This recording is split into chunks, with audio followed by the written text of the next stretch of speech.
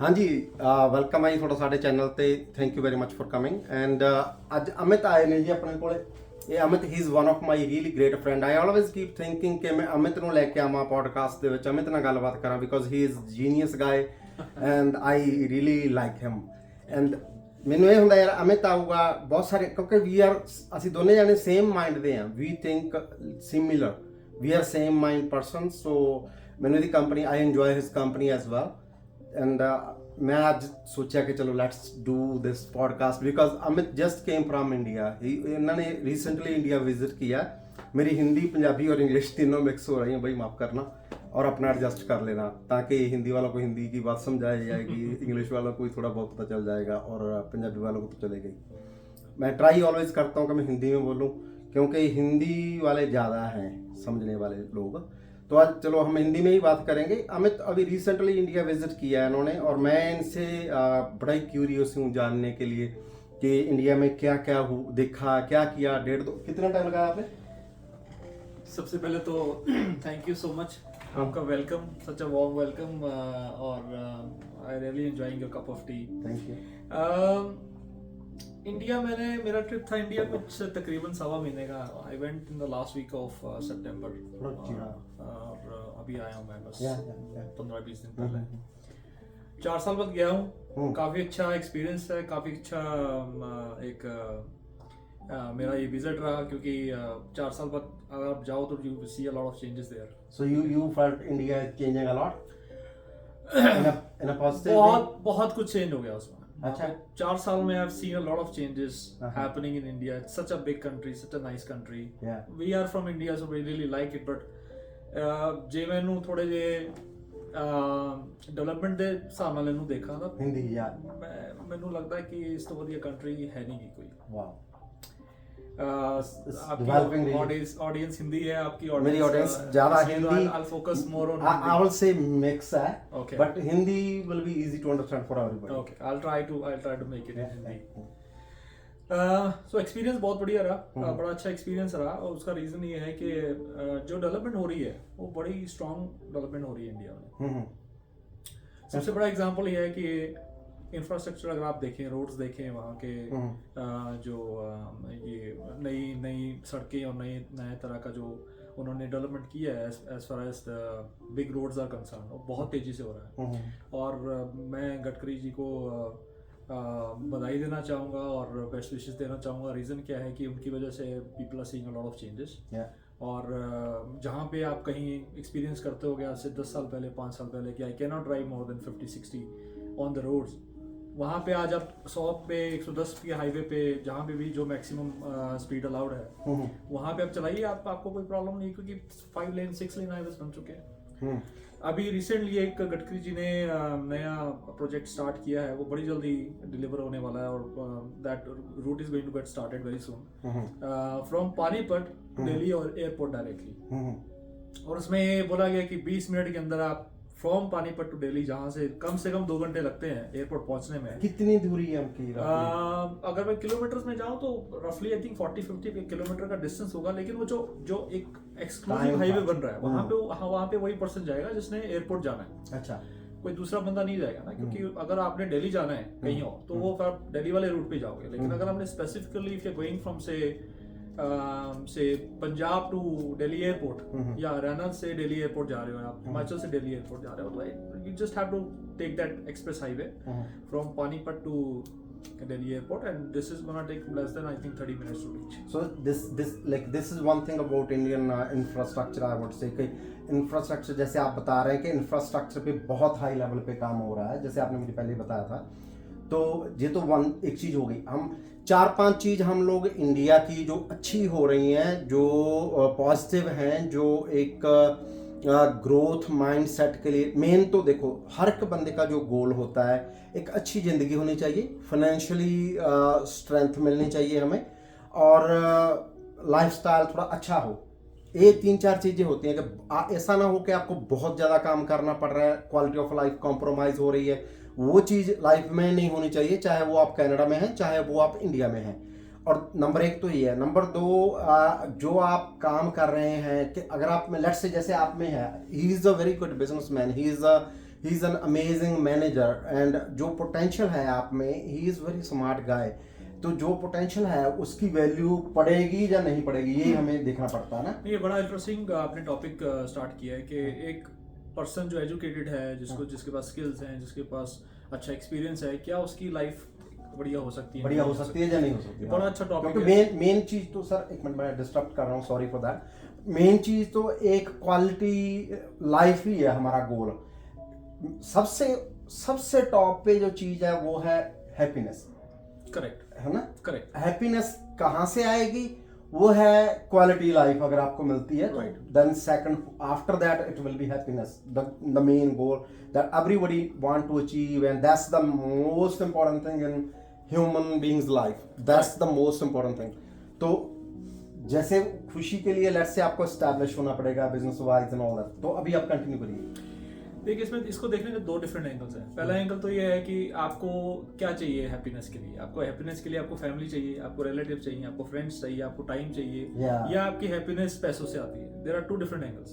पैसा भी चाहिए। लोग यहाँ आते हैं पैसे कमाने के लिए। कनाडा में स्पेशली जब मैं आया था मैं अपनी बात बताता हूँ, 20 साल पहले जब मैं आया था, मेरे उन दिनों में तो कोई आता ही नहीं था। बठिंडा में से मैं हूँ, बठिंडा पंजाब का हूँ मैं। बठिंडा में से तो मेरे दूर दूर तक कोई भी नहीं था, और जलंधर वाले इधर वाले लोग तो पहले से आ रहे हैं, और हमारे बठिंडा में से, मालवा में से तो कोई आता ही नहीं था। और when I came here, none of my friend, all my relatives were still here, पर मेरे दोस्त, मेरा सर्कल सब पीछे रह गया था।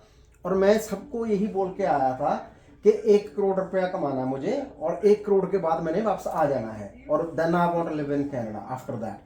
पर साला कनाडा चीज ही ऐसे मीठी जेल है, बंदे को कैप्चर करके रख लेता है। Absolutely. तो हाँ जी, आप बोलो।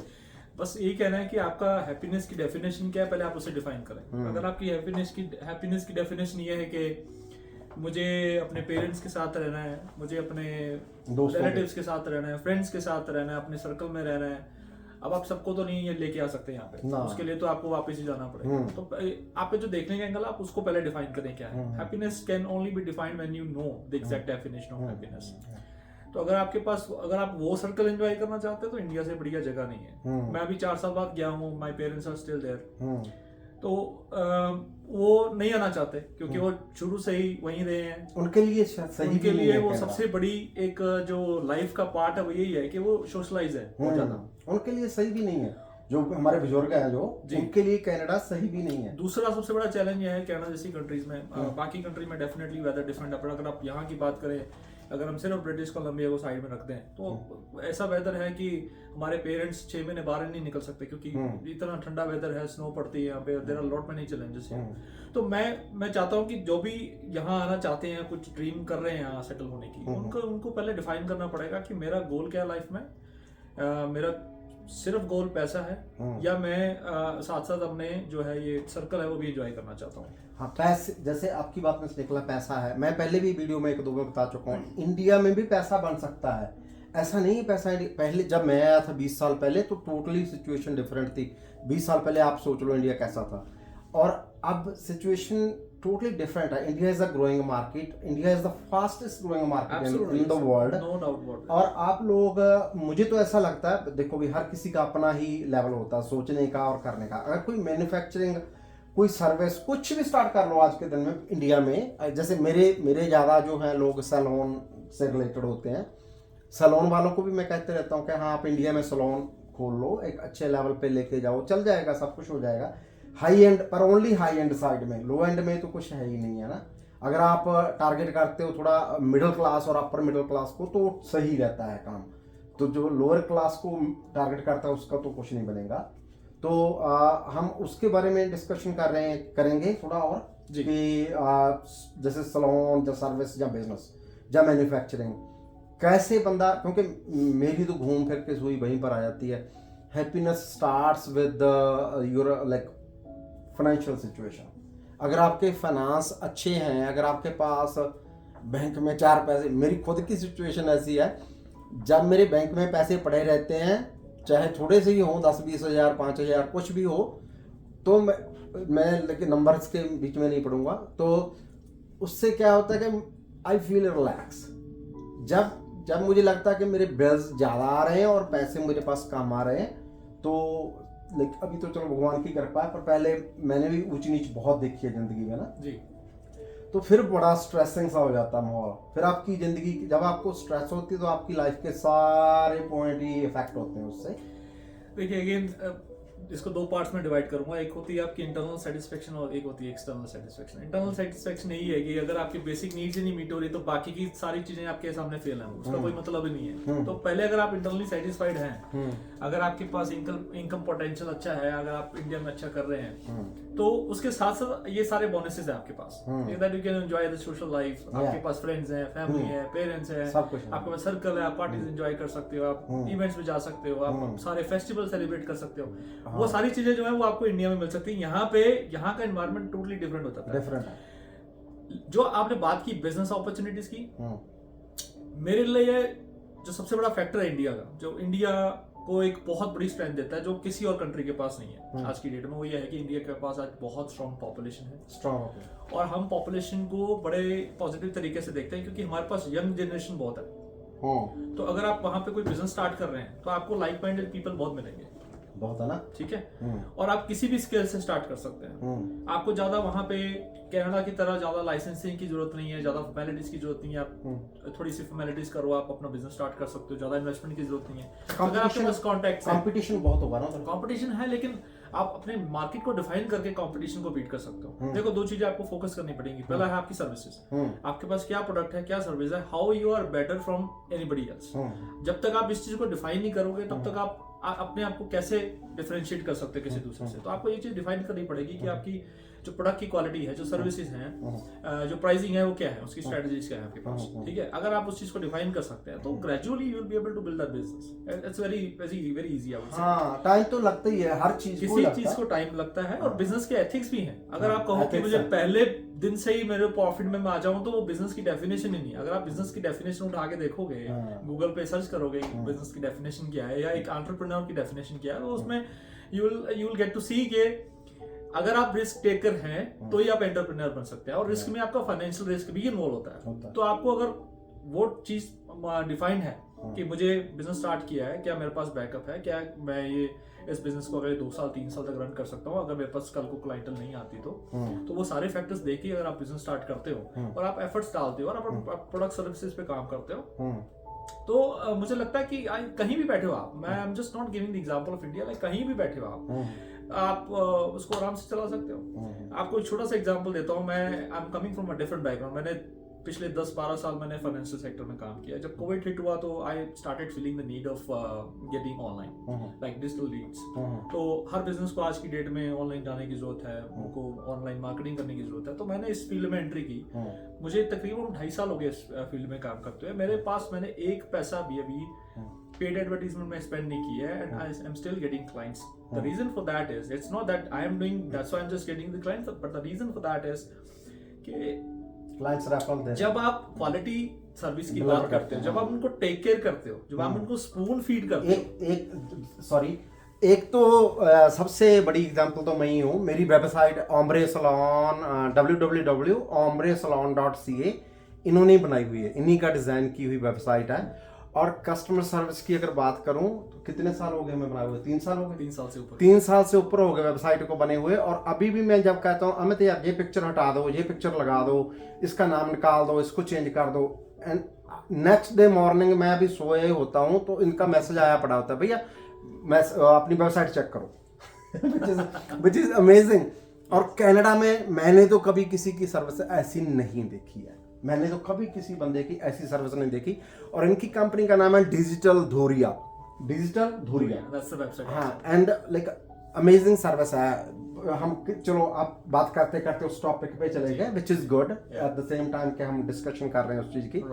तो मुझे अगर इंडिया में से इन्होंने अभी इंडिया में करना स्टार्ट, अपना कंसल्टेंसी स्टार्ट करनी है इंडिया में। अभी ये हम डिस्कस कर रहे थे कि कनाडा में रहा जाए और इंडिया की ग्रोथ का फायदा कैसे लिया जाए, क्योंकि हम इनके भी हर किसी की फैमिली के कुछ होते हैं रीजंस होते हैं। जैसे इनकी बच्ची अब स्टडी इधर कर रही है तो ये चाहते नहीं कि उसकी स्टडी डिस्टर्ब हो एंड दिस एंड दैट, तो ये चाहते हैं कि वो वहीं यहीं पर रहें।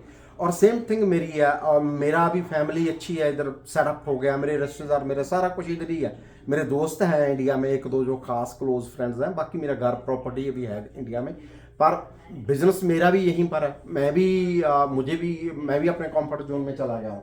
ठीक है, मैं ऑलवेज कहता हूँ सबको कि कंफर्ट जोन से बाहर निकलो, पर I am also in my comfort zone now, कि मेरे 2-3 बिजनेस हैं इधर अच्छे एस्टैब्लिश हैं, सब कुछ बढ़िया चल रहा है, बड़ा अच्छा चल रहा है, तो क्यों और पंगा लूँ, क्यों डिस्टर्ब हूँ, क्यों इंडिया जाके मैं परेशान हूँ, है ना। राइट। तो उसी की वजह से मैं इधर ही रहना प्रेफर करता हूँ। पर मैं इनसे बात कर रहा था कि जब ये मुझे इंडिया की ग्रोथ स्टोरी सुनाते हैं कि ऐसे हुआ वैसे हुआ, यही नहीं सुनाते, मैं खुद भी देखता रहता हूँ और मैं एग्री हूँ। तभी जब आप किसी चीज़ के लिए एग्री होते हो तभी आप उस चीज़ का इंप्रेशन लेते हो। अगर आप एग्री नहीं होते तो उसका इंप्रेशन आप लेते ही नहीं हो उस चीज़ का, है ना। हाँ, तो मैं जब से ये मेरे से डिस्कस कर रहे हैं, मैं ऑलवेज इनको यही कहता हूँ, अमित हम कैसे उस चीज़ को उसका बेनिफिट लें। Like I am Indian, right, I am Indian अभी नहीं हूँ, पर आई एम बॉर्न तो इंडिया से हूँ, I am Canadian now, I got my Canadian passport, but still like India is my country. जब इंडिया का मैच आया था फर्स्ट चौथे, तो 2 बजे से रात से मैं जग रहा था, पूरी रात मैंने मैच देखा। और जब से वो मैच हारे हैं ऑनेस्टली मैं कोई वीडियो ही नहीं देख रहा। जब नीचे मैच की कोई वीडियो आती है तो मैं स्क्रॉल करता हूँ कि जस्ट मूव मैन, मेरे से देखा भी नहीं जाता, क्योंकि because we are really like, हाँ अटैचमेंट है ना, वो लव है, वो उसको कोई चेंज नहीं कर सकता। पासपोर्ट नीला एक डॉक्यूमेंट मिल गया, उससे ऐसा थोड़ी एक ब्लू कलर का एक पासपोर्ट एक कॉपी चेंज होगी, उस पर एक कंट्री की पिक्चर चेंज होगी, अंदर से नहीं ना चेंज होता। यहाँ से तो कभी चेंज होते ही नहीं है, आप जितना मर्जी जोर लगाते रहो। अभी 20 साल हो गए, बिजनेस एस्टैब्लिश है, कोई काम नहीं करता, मैं कोई काम नहीं करता, आपको पता है ना। I am just chilling, like दोपहर में भी सोया होता हूँ मैं, और उसके बावजूद भी फिर भी मुझे लगता है कि इंडिया मूव हो जाए इंडिया मूव हो जाओ। वो अटैचमेंट आप कभी नहीं खत्म कर सकते हैं। रीजन क्या है कि हमारा मैक्सिमम टाइम स्पेंड जो स्पेंड हुआ है वो इंडिया में हुआ है। ठीक है, हमने अपनी एजुकेशन वहाँ से ली है, हमने अपना सर्कल वहाँ पे देखा ग्रो होता हुआ। आज भी हमारे रिलेटिव्स हैं जो चाहते हैं कि हम आए, उनसे मिले हर बार। तो वो जो एक इमोशनल कनेक्ट है उसको वो तो बिल्ड करना और उसको खत्म करना, दोनों चीजें मुश्किल है। मुश्किल ही नहीं, असंभव है करेक्ट, असंभव है, तो होगा ही नहीं। तो ये चीज हम जहाँ पे हमारे कनेक्शन बिल्ड हो वहां से कनेक्शन ब्रेक करना बहुत मुश्किल है। हाँ, और जैसे अभी हम बात कर रहे थे, जैसे इनकी बात कर रहे थे कि अभी अमित और मैं इस डिस्कशन कर रहे थे पहले कि हम उस इंडिया का बेनिफिट कैसे, लाइक उस ग्रोथ का बेनिफिट, उसका पार्ट हम कैसे बने, हम कैसे उसके साथ में चले, है ना। तो ये कह रहे थे कि इन्होंने अपनी वही डिजिटल दूरिया वाली जो कंपनी है उसकी जो सर्विसेज है वो इंडिया में स्टार्ट कर देनी है। तो अभी थोड़ी देर बाद इनका भी चैनल यूट्यूब वाला लॉन्च होगा, और मैं उसका लिंक दे दूंगा बाद में जब वो आ जाएगा। और इन्होंने जो सर्विसेज हैं वो इंडिया में स्टार्ट कर देनी है। मेरा पता नहीं मैंने क्या करना है, मुझे तो मैन्युफैक्चरिंग में इंटरेस्ट रहता है ऑलवेज, है ना। मेरे बिजनेस में जैसे मेरा हेयर सैलून का बिजनेस है, और मेरे बिजनेस में जो है हेयर एक्सटेंशन जो है, that could be one of the best like startup हो सकता है कि इंडिया से मैं सोर्स बनाऊं, मेरी मैन्युफैक्चरिंग इंडिया में हो, और उस चीज़ को मैं इंपोर्ट करूं। मेरा यूएस कनाडा में मैं मार्केटिंग कर सकता हूं अच्छे से, और इंडिया यूएस कनाडा में मैं सर्विस अपना जो होलसेलिंग करूं हेयर एक्सटेंशंस की। This could be one of the best business for me, और इसके बारे में ऑलवेज मैं सोचते रहता हूं, आपको पता है ना। इसमें देखिए, इसको आप बड़े बारीकी से अगर देखना चाहिए इस बिजनेस को या किसी भी बिजनेस को, मुझे लगता है कि किसी भी बिजनेस को स्टार्ट करने से पहले आपकी रिसर्च जरूरी है। आपको पहले मार्केट का पोटेंशियल पता होना चाहिए, मार्केट की नीड्स पता होनी चाहिए, मार्केट में क्या ट्रेंड चल रहा है उस चीज का पता होना चाहिए।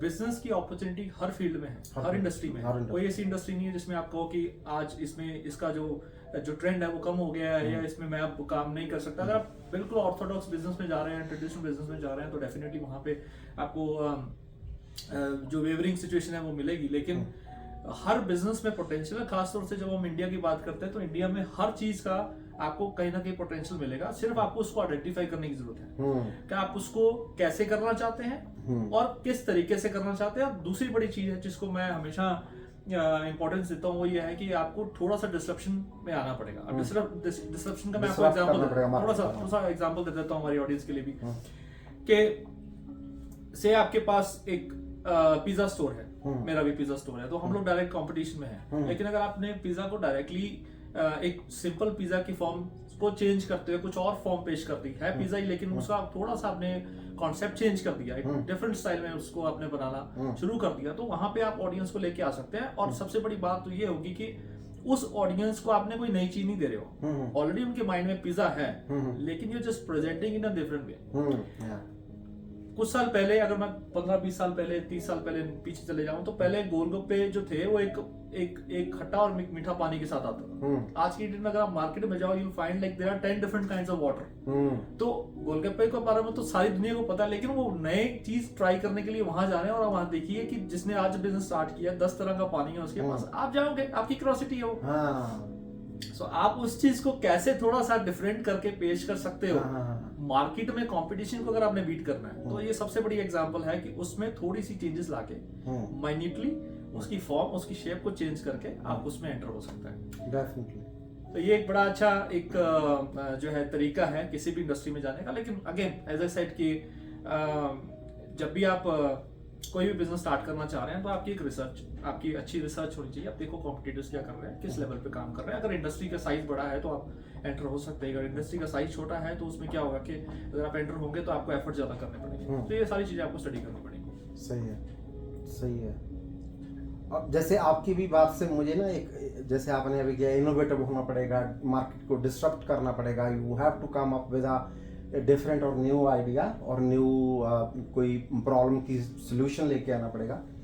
मेरे दिमाग में वैसे आपको शायद याद होगा, मैंने पहले भी आपके साथ डिस्कस किया, हेड मसाज वाला है ना हमारी कंपनी। इस कंपनी का नाम भी, जहाँ पर हम लोग बैठे हैं, इस जगह का नाम है ASMR, इंडियन हेड मसाज। इसका मतलब है मसाज एंड वेलनेस। ASMR का मतलब है रिलैक्सिंग, लाइक उसकी फुल फॉर्म मुझे याद नहीं है, पर जैसे उसका मतलब ये है कि यहाँ से सेंसेशंस निकलती हैं और नेक के थ्रू होके आपकी वेन्स के थ्रू होके और वाइब्रेशन करती हैं, वो रिलैक्सेशन के लिए है। तो क्या ये टेक्निक है कोई ASMR? It's called ASMR। Okay. कि जो सेंसेशन आपकी बॉडी में जाता है और रिलैक्स करता है आपकी बॉडी को, दैट्स कॉल्ड ASMR। तो मैंने इनसे पहले भी डिस्कस की है ये बात, और अभी बात करते हुए कि डिफरेंट तरीके से देखो, मसाज स्टोर तो बहुत खुले हुए हैं। हमारी जो मसाज है इसको डिफरेंट तरीके, एथिक होना चाहिए जो बिजनेस है, और एथिकली भी हो और एक मार्केट को डिसरप्ट करने वाला भी हो। पर मुझे समझ नहीं आ रही थी कि वो कहाँ करूँ। आपको याद है मैं मॉल में बोल रहा था, मॉल वालों ने मुझे जगह नहीं दी। यहाँ पर एक क्रॉस आयरन मॉल है बहुत बड़ा, मैं वहाँ पर मैंने ट्राई किया, क्योंकि मॉल में फुटफॉल लाइक ट्रैफिक बहुत है, और वहाँ उन्होंने मुझे जगह नहीं दी। पर व्हाई नॉट हम इधर करें अभी। देखिए जैसे आपने अभी कॉन्सेप्ट की बात की, हमने पहले भी काफी टाइम पहले डिस्कस किया था ये। हाँ जी। इसमें भी हम कुछ नए कॉन्सेप्ट लेके आ रहे हैं। Massage is a very common thing, but अगर आप इसमें कोई ऐसी चीज लेके आ रहे हैं जो लोगों ने अभी तक एक्सपीरियंस ही नहीं की, तो मुझे लगता है कि आप बहुत इजीली ट्रैफिक को लेके आ सकते हैं। क्योंकि ऐसी आपने टेक्निक और टेक्नोलॉजी की बात की, अगर आपके पास कुछ सेपरेट मशीन्स हैं, जैसे मैंने बताया था ना आपको, वो जो सर पे लग जाती है जी। So there is a machine that is invented in India, and उस मशीन का भी अभी मुझे एग्जैक्टली नाम नहीं याद, पर मैंने उनसे एक बार बात की थी। दैट्स अराउंड $600 की मशीन है वो। तो $600 की है, which is nothing for this kind of infrastructure. और वो क्या करती है, जब हम आपके लाइक हेड पे लगाते हैं पहले, और वो लाइक मेजर कर लेती है स्ट्रेस लेवल कहाँ पर है आपका। लेट्स से आप you stepped in here, the machine gonna like check your stress level, और उसके बाद जब आपने मसाज लिया, कुछ भी लिया और डन किया, जाते वक्त हम फिर से आपका स्ट्रेस लेवल चेक करके आपको दिखाएंगे। You will see it's drastically changed, dropped है स्ट्रेस लेवल। तो that way we can, yeah। I think ये आपके पास बहुत बड़ा पॉइंट है। अगर ये ASMR जो टेक्निक है वो आपके सिटी में कॉमन नहीं है, तो इसको डेफिनेटली हाईलाइट कीजिए। I am sure that you will be able to attract traffic. और दूसरी चीज ये है कि लोगों में एक क्यूरियोसिटी हमेशा ही रही है। ये एक फैक्टर जो है, ये हमेशा एक इंसान के अंदर है कि कोई भी चीज उसको नहीं पता लगती है, तो वो देखने जाता है, वो डेफिनेटली इसको एक्सपीरियंस करने जाता है, देखेगा कि मैं देखूं भी मेरा। और जब आप फैक्ट्स के साथ बात करते हो उनसे कि वी विल मेक श्योर कि आपका स्ट्रेस लेवल डाउन जाएगा। मैं आपको ये हम अपनी लाइक बिजनेस की चीजें डिस्कस कर रहे हैं आपके सामने, आपके साथ, ताकि आपको रियल लाइफ के साथ अटैच कर रहा हूं मैं चीजें, कि आपको रियल लाइफ के बारे में अटैच कर रहे हैं हम लोग अपना बीच में। हम आपको भी इंफॉर्मेशन दे रहे हैं, और साथ में एक बिजनेस की जो चीजें हैं वो भी डिस्कस कर रहे हैं और रियल लाइफ इन्वॉल्व कर रहे हैं उसके अंदर, रियलिस्टिकली आपको पता चले कि हम जो बातें कर रहे हैं वो लाइक अंदर की बातें हैं, एक बिजनेस के अंदर की बातें हैं, जो एक बिजनेस प्लानिंग कैसे करता है, तो उसकी बातें कर रहे हैं। हाँ जी। तो हम लोग बात कर रहे थे कि कुछ भी चीज अगर आप नई एक्सपीरियंस करना चाह रहे हो, अगर आपको लगता है कि ऐसा है जो अभी तक आपने कुछ देखा नहीं है, सुना नहीं है, और आपके लिए नई टेक्निक है, जो मैं बात कर रहा था फैक्ट्स एंड फिगर्स की, कि अगर आपके पास फैक्चुअल चीजें हैं कि आप उनको, अगर आप उसको हाईलाइट करें कि आपका स्ट्रेस लेवल का जो ग्राफ है वही चेंज हो जाएगा जब आप ये मसाज लोगे, तो डेफिनेटली लोग आज स्ट्रेस में हैं। लोग जो है एक नॉर्मल लाइफ नहीं जी रहे हैं, मतलब 90% of the population they are not living the normal life. Reason क्या है कि बहुत तरह का स्ट्रेस चल रहा है उनकी लाइफ में। कोविड के बाद तो लाइफ, कोविड के बाद तो और भी टफ हो गया है। तो ये मुझे लगता है कि आपके लिए एक बड़ा हॉट केक है, आप इसको स्टार्ट कीजिए। Like if you need my help I will be there always. करेंगे। और जो अब जो हम रैप अप करेंगे, 5-7 मिनट और बात करनी है हमने, बस यही करनी है कि जो इंडिया में हैं, जो कनाडा आना चाहते हैं, उनके लिए आपका सजेशन क्या है? उनको कनाडा आना चाहिए, कनाडा नहीं आना चाहिए? पहले तो सिंपली ये बताओ अपने एक्सपीरियंस के अकॉर्डिंग, बिकॉज़ आप कब से हैं इधर? मेरे को तकरीबन 5 साल से ऊपर हो गए हैं। इनको 5 साल हो गए। He is a permanent resident in Canada and he came like Inn Express entry with in 7 months। He was telling me he got his permanent residence with the family. 7 महीने में इनकी, मैं भूल जाता हूँ फिर भी इंग्लिश मेरी, देखो इंग्लिश कितनी कैम है ना, निकलती है ऐसे। तो 7 महीने हो गए, 7 महीने में ही इनका पीआर आ गया था। और वहीं पे बैठे हुए, ऐसा नहीं कि मैंने यहाँ आया हूँ पहले, यहाँ मैंने कोई किसी से स्पॉन्सरशिप लेटर लिया, मेरे पास कुछ नहीं, मैंने इंडिया में अप्लाई किया, आई वाज वर्किंग। जब मेरे पास पीआर आया तो then only I decided to just come here. Otherwise मेरा कोई प्लान नहीं था। I love my country, I was doing pretty well. पर लाइक आपको था कि अगर ऐसे ही बनता है तो बन जाए। करेक्ट। वो देखो एक क्यूरियोसिटी उस टाइम थी इस चीज की, क्योंकि मैं बात कर रहा हूँ 2014 की, जब मेरा ये पीआर का मैंने प्रोसेस स्टार्ट किया 2015 में। मैं एक्चुअल में 2015 में मेरा पीआर आ गया था और मैं 2015 में आया भी था। उसके बाद मैंने कोई 5-5.5 महीने यहाँ स्पेंड किया और मैं अकेला था। मैं did not bring my family here. I just wanted to experience the life of this country. तो मैंने एक्सपीरियंस किया, मुझे लगा कि यार I think I was doing much better in India. मुझे यहाँ से जीरो से लाइफ स्टार्ट करनी पड़ रही है, मुझे बेसिक जॉब्स करनी पड़ रही है। वहाँ पे I was working in a corporate sector, I was handling a team of more than 50-60 people. तो मुझे लगा कि बहुत बड़ा गैप है ये, कि मैं अगर जीरो से स्टार्ट करता हूँ और मुझे इस पोजीशन पे, जिस पोजीशन में आज मैं बैठा हूँ, अगर मैं मुझे वापस उसी में आना है तो मुझे तो बहुत साल लग जाएंगे। और मैं जिस एज में आया was like 33-34 years of old. तो मुझे लगा कि ये तो मेरे लिए न्यू बिगिनिंग है, न्यू बर्थ है यहाँ पे। तो I decided to go back. फिर मैं वहाँ पे अपना जाके बिजनेस स्टार्ट किया ऑर्गेनिक प्रोडक्ट्स का। मैंने देखा, आपने वो शायद मैंने चखे भी थे आपका प्रोडक्ट्स। आपने टेस्ट किया था? टेस्ट किया था। तो मैंने ऑर्गेनिक प्रोडक्ट्स का बिजनेस स्टार्ट किया वहाँ पे, ये सोच के कि इंडिया में आज की डेट में जो फूड है वो बड़ा क्वालिटी अच्छी नहीं है, बड़ा मेल फंक्शनड फूड आ रहा है वहाँ पे। वहाँ पे यूरिया यूज करते हैं और वो स्प्रेज यूज करते हैं, बहुत ज्यादा पेस्टिसाइड्स। तो मेरा फोकस उस तरफ था हेल्थ को लेके कि मैं थोड़ा सा लोगों को कॉन्शियस भी करूँ, उनको गाइड करूँ, और प्लस हम अपना बिजनेस एस्टेब्लिश करेंगे। And we started very well. We were able to start properly. We were able to establish a team of distributors and retailers and all that. But because of COVID, because of demonetization, the situation changed. तो मैंने जब वो सारा start किया 16 में, उसको बहुत अच्छे से चलाया। 1 साल में हमारे पास इन्वेस्टमेंट भी थी, हमारे पास लोगों का इंटरेस्ट भी था, हमारे पास रिटेलर्स की बहुत बड़ी टीम थी, और फिर बहुत अच्छा बिजनेस सेटअप कर लिया था हमने। लेकिन जैसे डिमोनेटाइजेशन हुआ तो सिचुएशन पूरी चेंज हो गई। वर्किंग कैपिटल हमारी ब्लॉक हो गई। And there were like many factors. अब आज इस पे नहीं जाएंगे हम लोग ज्यादा लंबे डिस्कशन के लिए, बट मैं ये कहना चाहता हूँ कि उसके बाद then I decided to come back to Canada to see if I can just explore something here. और कोविड भी हमने देखा है, कोविड का एक टाइम भी एक्सपीरियंस किया है, सारी चीजें एक्सपीरियंस की है। यहाँ पे आके मैंने आज अपना बिजनेस स्टार्ट किया, मुझे 2-2.5 साल इस काम में हो गए। तो जो आपका पॉइंट था, मैं अब उसी पे आ रहा हूँ कि जो लोग यहाँ आने के लिए डेस्परेट हैं, जो कनाडा सेटल होना चाहते हैं, उनको 2 तरीके से देखनी पड़ेगी लाइफ को। एक तो लाइफ होती है जो आपके स्किल्ड पर्सन वाली लाइफ होती है, कि आपके पास एजुकेशन है, आपके पास एक्सपीरियंस है, आप यहाँ आइए, आप थोड़ी सी एजुकेशन लीजिए, अपने आप को अपग्रेड कीजिए, और then you can apply for the corporate job. और यहाँ पे बहुत सारी इंडस्ट्रीज हैं, बहुत सारे ऑफिसेस हैं, ब्रांड्स हैं, जहाँ पे आप अपना like you can start your career, you have to start from scratch, but अगर आप थोड़ी सी एजुकेशन लेते हैं तो you can see the growth. और दूसरा जो चंक है वो चंक है कि उनके पास बहुत ज्यादा एजुकेशन नहीं है, से दे आर जस्ट 10th पास और 12th पास और जस्ट सिंपली ग्रेजुएट, और अगर वो फिजिकल वर्क में इन्वॉल्व होना चाहते हैं, अगर वो फिजिकल वर्क कर सकते हैं, I will not call it a typical labour, वो ये है कि आप करते हो labour, that is going to be only for a certain period of time, कि साल 2 साल आपने किसी काम को सीखा, इसको एक्सपीरियंस किया कि कल को अगर आपने टीम हैंडल करनी है तो उनको बताना भी पड़ेगा, उनको समझाना भी पड़ेगा, उनकी गलतियां भी निकालोगे, लेकिन अगर आप उस फेज से नहीं निकले होगे तो आपको पता नहीं होगा कि मैं क्वालिटी डिलीवर कर रहा हूँ या नहीं कर रहा हूँ। तो दूसरा जो फैक्टर है वो यही है कि अगर आप एक नॉन स्किल्ड कैटेगरी में आते हैं, नॉन स्किल्ड वर्कर कैटेगरी में अगर आप आते हैं, और अगर आप फिजिकल वर्क करने के लिए तैयार हैं, मैं इसको फिजिकल वर्क की डेफिनेशन दूंगा, क्योंकि इसमें टिपिकली फिजिकल वर्क इन्वॉल्व है, और जिस तरह का यहाँ वेदर है यहाँ पे मेहनत ज्यादा है, हर काम आपको खुद से करना पड़ता है, यहाँ पे सपोर्ट जो है बहुत कम एक्सपेक्टेड होती है। तो अगर आप उस चीज के लिए रेडी है तो उसमें तो बहुत पोटेंशियल है। उसमें पोटेंशियल इसलिए है, अगर आप पिछले 1.5-2 साल में, 2-2.5 साल में जब कोविड का टाइम निकला, कोविड के टाइम जब आपने इंफ्रास्ट्रक्चर जो डेवलपर हम देख रहे हैं आज की डेट में, जो इमिग्रेंट्स आ रहे हैं और जो ये घरों की डिमांड हो रही है, तो कंस्ट्रक्शन में आप चले जाएं, बहुत से ऐसे और फील्ड हैं, कनेक्टेड फील्ड हैं छोटे बड़े, कि अगर आप उसमें आना चाहते हैं और अगर आप फिजिकल वर्क करने के लिए तैयार हैं, तो वो अपॉर्चुनिटीज आपको ये इस तरह की कंट्रीज दे सकती हैं।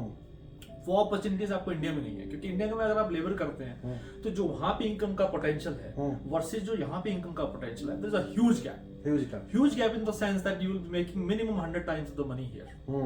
I'm not talking about 5-10 times of the money, I'm talking about like 100x amount of the money. So आपका फोकस क्या है, स्किल्ड में है, नॉन स्किल्ड में है, कितना आपके पास एजुकेशन है, और सबसे बड़ी बात कौन से एज ब्रैकेट में आप आ रहे हैं। जैसे हाँ, एज का बहुत बड़ा फैक्टर जी।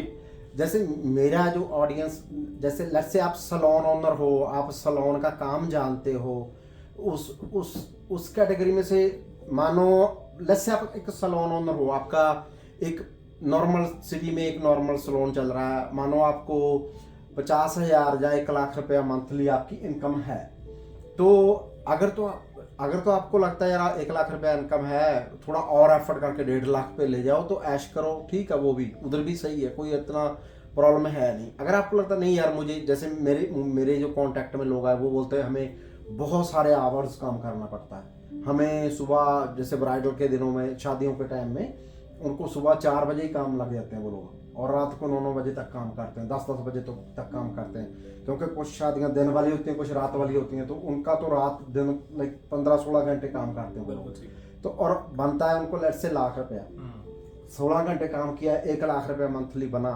तो वो बहुत ज्यादा हो जाता है, उसमें आपकी लाइफ की क्वालिटी बिल्कुल ही कॉम्प्रोमाइज हो जाती है। वो भी सीजनल भी है काम, किसी महीने में बहुत ज्यादा है, किसी महीने बहुत कम है, तो आपकी एवरेज उतनी नहीं निकलती है। अगर आप समझते हो कि आपका स्किल बहुत अच्छा है, आपको मेकअप का यार इधर इतना काम है नहीं, बहुत लोग मेकअप के बारे में पूछते हैं, और अगर आप अच्छा एक हेयर स्टाइलिस्ट हो, क्योंकि मेरा तो हेयर सैलून है तो मुझे तो उसी का पता ज्यादा, ठीक है, मेकअप है, पर हमारे यहाँ महीने में 2 मेकअप आते हैं, तो उससे क्या करोगे, और हम मार्केट भी नहीं करते उस चीज़ को, जिस चीज़ की हम एडवर्टाइज करते हैं, मार्केटिंग करते हैं, हम हेयर की करते हैं, और हेयर के क्लाइंट हमारे पास आते हैं बहुत। तो अगर तो आप वहीं पर आते हैं, अगर आपको 1 लाख रुपया लट से बनता है 4-6 महीने, और अगले 4-6 महीने आपको बना 30,000, तो एवरेज बनी 50-60 हज़ार, उसमें से अगर आपको लगता है यार नहीं मेरी बात बनेगी, और अगर आप 30 से कम हो, मुझे ये लगता है 30 से कम वाले उनको आ जाना चाहिए कनाडा, और जो लेट्स से आप 35-40 में हो अभी, मुझे नहीं अच्छा लगता वो 40 वाले बंदे को, उधर ही रहो, आप अपना उधर ही सेटअप करो, उसी को अपग्रेड करो, अपनी लेबर ज़्यादा हायर करो, अपना स्टाफ बड़ा करो, मैनेजमेंट थोड़ी अच्छी करो, और उधर ही 1 लाख 2 लाख 1.5 लाख पे जाने की ट्राई करो, यहाँ पर मत आओ, अपने बच्चों के लिए करो ट्राई, बच्चों को सेटअप करो। इसमें मैं आपकी वाली बात में एक बात और ऐड करना चाहूँगा, वो ये है कि अगर तो आप डिफरेंस देख पा रहे हो वहीं पे बैठे हुए हैं, तो आई थिंक हमें पहले उस चीज़ को फोकस करना चाहिए। मैं आपको एक छोटा सा एग्जांपल देता हूँ कि अगर आप वहाँ पे से 1.5 लाख रुपए महीना कमा रहे हैं, 2 लाख रुपए महीना कमा रहे हैं, और अगर आपको पता है कि सेम काम अगर मैं वहाँ पे कनाडा जाके कर रहा हूँ, मैं 2 का 3 कर सकता हूँ या 2 का 4 कर सकता हूँ, तब भी वो एक राइट कैलकुलेशन नहीं है, क्योंकि अगर आप एक्सपेंडिचर देखो तो आपकी जो परचेजिंग पावर पैरिटी है इंडिया में, जो परचेजिंग पावर है चीजों को खरीदने की उस 2 लाख रुपए में, वो कहीं ज्यादा है कंपेयर टू ये 4 लाख रुपए जो कहना में है। तो अगर आपको इसको कंपेयर करना है तो आप कम से कम कंपैरिजन कीजिए मिनिमम 4 to 5x का। हाँ कि अगर मैं ऐसे इंडिया में कनाडा के हिसाब से मैं $2000 कमा रहा हूँ और अगर मैं यहाँ पे आके $6000-8000 कमा सकता हूँ, जैसे मैं आपको एग्जांपल दिया कंस्ट्रक्शन का। अब कंस्ट्रक्शन में अगर मैं कॉन्ट्रैक्टर भी हूँ इंडिया में, 10,000 इधर 10,000 तो कंस्ट्रक्शन वाले सारे ही कमाते हैं। अगर मैं कॉन्ट्रैक्टर भी हूँ इंडिया में एक कंस्ट्रक्शन का, और मैं महीने का 1 या 2 प्रोजेक्ट में कर रहा हूँ, तो मैं $1.5 रुपए 2 लाख रुपए महीना कमा रहा हूँ। लेकिन अगर मैं वही काम खुद आके भी करता हूँ यहाँ पे, तो मैं I can make it like 5 lakh rupees here in Canada. Like मैं $10,000 हमारा आराम से कंस्ट्रक्शन में कमा सकता हूँ, थोड़ा सा एक्सपीरियंस गेन करके। तो अगर आप उसी फील्ड में रह के अगर आपको लगता है कि कंपैरिजन बहुत बड़ा है, लाइक डिफरेंस बहुत बड़ा है इन दोनों में, तो मेरे हिसाब से आप कंसिडर कर सकते हैं। लेकिन अगर आप थोड़े से डिफरेंस के साथ आ रहे हैं, से फॉर एग्जांपल अगर कोई बैंक में जॉब करता है, उसकी 50-60 हजार रुपए सैलरी है, वो सेम पर्सन यहाँ पे आके बैंक में जॉब करना चाहता है, तो वो $2,000-2,500 के आसपास, $3,000 के आसपास वो पैकेज लेगा। उसका वहाँ 60-70 हजार है, यहाँ पे 1.5 लाख बना, वो कोई फायदा नहीं, उसका कोई फायदा नहीं है, उसको कोई फायदा नहीं। क्योंकि अगर आपने जो रेंटल मार्केट देखी, अगर मैं कहना कि रेंटल मार्केट की बात करूं, आज एक बेसमेंट का रेंट भी तकरीबन $1,800-2,000 के आसपास पहुंच गया। सब कुछ बहुत महंगा हो गया। इन्फ्लेशन ने बैडली हिट किया कनाडा, पूरे वर्ल्ड को किया और कनाडा को भी किया साथ में। वो यहाँ पर हर चीज बहुत एक्सपेंसिव है। जैसे हम लोग बात कर रहे थे कि जैसे हम सलोन की बात कर रहा था मैं, अगर आप 30 साल के आसपास, अलग से 30, 31, 32 या 28, 25 जो भी हो, अगर आप इधर आके 2-3 साल अपना आपने किसी के साथ किया या सीख लिया या कुछ भी किया, तो उसके बाद में भाई पोटेंशियल बहुत ज़्यादा है। आप you can open your own salon, पहला एक सलोन, उसमें से $10-15 हजार तो पक्का ही है, आपको बनेगा ही बनेगा। अगर अच्छा सलोन आप मैनेज करते हो, चलाते हो, $15 हजार कहीं नहीं गया। और उसके बाद लेट से आपने दूसरा सलोन खोला और अच्छे से मैनेजमेंट कर रहे हो उसकी भी, तो वो सारे खर्चे निकाल के अगर वो $5-6 हजार भी आपको दे दे, 15 आपके वाला, 5-6 और हो गया, 25 हो गया, 20 हो गया। और अगर आपने ऐसे ही करते रहेंगे, आप अच्छे लेबर बाहर से या कहीं से भी, या पार्टनर बनाते रहें, अच्छे लोग आपसे जुड़े हैं, आप उनको पार्टनर बना के अपनी टीम अच्छी क्रिएट हो जाती है, 1 के बाद 2, 2 के बाद 3, अगर ऐसे कर लेते हो तो भाई $20,000 कनाडा में $10,000 भी बहुत होता है। हाँ, $10,000 भी कनाडा में रियली गुड मनी है। और 10,000 में लोग अच्छी जिंदगी जीते हैं। पूरा मेरा खर्चा खुद का, मैं I'm living a luxury life, मेरा लग्जरी घर है, मेरी लग्जरी गाड़ी है, हर चीज लग्जरी है। 10,000 से ज्यादा खर्चा नहीं होता, 10,000 में ही खर्चा मेरा 10,000 में आप घर भी ले सकते हैं, आप अच्छी गाड़ी भी अफोर्ड कर सकते हैं, अच्छा बहुत अच्छा खा पी सकते हैं, आप महीने में कम से कम एक बार आप अपनी फैमिली के साथ बाहर जा सकते हैं। यहाँ पे देखिए, जिसके पास इनकम है उसके लिए यहाँ पे लाइफ बहुत बढ़िया है। रीजन क्या है कि हम लोग जिस एनवायरनमेंट में है, जो यहाँ का एनवायरनमेंट है, जो वेदर है, जो हवा पानी है, जो खाना पीना है, बिल्कुल उसमें प्योरिटी है। आप इसको कंपेयर कर सकते हैं कि इंडिया की जो एक लाइफ एक्सपेक्टेंसी है एक इंसान की, वो अराउंड 60 रहेगी है। हाँ, लेस देन 60 है वो। 60 साल लाइक एवरेज बंदे की लाइफ इंडिया में 60 है वर्सेस 90 प्लस है कनाडा की। मैंने ऐसे से मैंने पर्सन एक्सपीरियंस किया पिछले 5-6 साल में, जिनकी 85-90 एज की लाइफ है, एज है उनकी, खुद ड्राइव करते हैं, खुद अपना ग्रोसरी करते हैं, खुद अपना मैनेज कर रहे हैं सारा कुछ, घर से लेके जो भी काम उनका है, बाहर का अंदर का, they are managing all by themselves because they are healthy, like they are all fit. उसका रीजन ये है कि हमारा जो खाना, पानी, यहाँ का एनवायरनमेंट, यहाँ का हवा, हर चीज बहुत अच्छी है। तो जब हम कंपैरिजन करते हैं, मैं ऑडियंस को एक बार दोबारा से बताना चाहूंगा कि अगर आप जब कंपैरिजन कर रहे हो यहाँ सेटल होने का, तो आपको ये सारे एंगल्स भी कंसीडर करने पड़ेंगे। हमारी लैंग्वेज में इसको SWOT एनालिसिस बोलते हैं कि SWOT, which is strength, weakness, opportunities and threat. तो इसको SWOT एनालिसिस बोलते हैं। आपको देखना पड़ेगा कि आपके इस डिसीजन में इसकी स्ट्रेंथ क्या है, इसकी वीकनेसेस क्या है, मेरे पास अपॉर्चुनिटीज कैसी हैं और मेरे पास वहां पे थ्रेट्स कैसे हैं। तो जिस चीज की आपके पास वेटेज ज्यादा आती है, आप उसी चीज को फोकस करते हो। तो अगर आप ये चीज कर सकते हैं और उसके बाद अगर आप डिसीजन लेते हैं, तो आपको कभी रिग्रेट नहीं करना। थोड़ा ये SWOT को थोड़ा और एलैबोरेट कर दीजिए। वेटेज का क्या मतलब कह रहे हो? SWOT बेसिकली टर्म है, शॉर्ट फॉर्म है। समझ गया मैं। स्ट्रेंथ है, मेरे पास स्ट्रेंथ क्या है? मेरे पास स्ट्रेंथ ये है कि अगर मैं कहना जा रहा हूँ तो मैं एक अच्छे एनवायरनमेंट में रह रहा हूँ, मेरे पास स्ट्रेंथ है। वीकनेस क्या है कि मुझे वहां पे सारे काम खुद से ही करने पड़ेंगे, मेरे पास कोई सपोर्ट नहीं होगी। That's one of the weaknesses. मेरे पास अपॉर्चुनिटी क्या है? अगर मैं आईटी बैकग्राउंड से हूँ और मुझे लगता है कि आईटी की जॉब्स है यहाँ पे, तो मेरे लिए बहुत बड़ी अपॉर्चुनिटी है कि वहाँ पे मैं रुपीज में कमा रहा हूँ, यहाँ पे मैं डॉलर्स में कमाऊंगा। डेफिनेटली पैकेज ज्यादा होगा मेरा, क्योंकि मैं आईटी कंपनी में, अगर मैं कनाडा में बात कर रहा हूँ तो मैं डॉलर्स में कमाऊंगा वहाँ पे। और मेरे पास थ्रेट्स क्या है, जैसे हम रिसेशन पीरियड की बात कर रहे हैं कि अभी हमारे पास कनाडा में क्या रिसेशन का लेवल है वर्सेस जो इंडिया में है, वो एक थ्रेट हो सकता है कि बहुत सी कंपनीज ऐसी हैं अभी ड्यूरिंग पिछले जो 1.5-2 साल का जो टाइम पीरियड चल रहा है, बहुत सी आईटी कंपनीज ऐसी हैं जिन्होंने अपने लोगों को ले ऑफ किया है।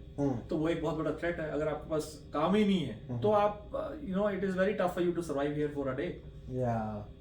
सो इस एनालाइज को अगर आप पहले कर लेते हैं, यहाँ आने आके चीजें ट्राई करने के बाद आप 5 साल बाद डिसाइड करें कि मुझे यहाँ रहना है कि मुझे इंडिया वापस जाना है, अगर आप ये मैथ पहले कर लेते हैं, ये कैलकुलेशन पहले कर लेते हैं, I think you can save 5 years of your life. Yeah, that's like every day is very expensive in the life. Time बहुत वैल्यूएबल है और टाइम की कीमत है, टाइम की कीमत है। और कई बार ऐसा हो जाता है कि जैसे चीजें बन जाती हैं, जैसे अभी आप कह रहे हो कि मैं आपको पता है आप you can live better life in India, but आप नहीं जा सकते बाहर, क्योंकि अभी बच्चे बड़े हो रहे हैं। और बच्चों की लाइक लड़कियों के लिए ये कंट्री बहुत अच्छा है, नो डाउट, और उनको फ्रीडम बहुत है, सेफ्टी बहुत ज्यादा है, और वो सारी चीजें तो बहुत अच्छी हैं, नो डाउट है ना, बच्चे के लिए भी। तो हम इसी के साथ रैप अप करेंगे और आप सबको थैंक यू करेंगे जो यहाँ तक पहुँचा है वीडियो में।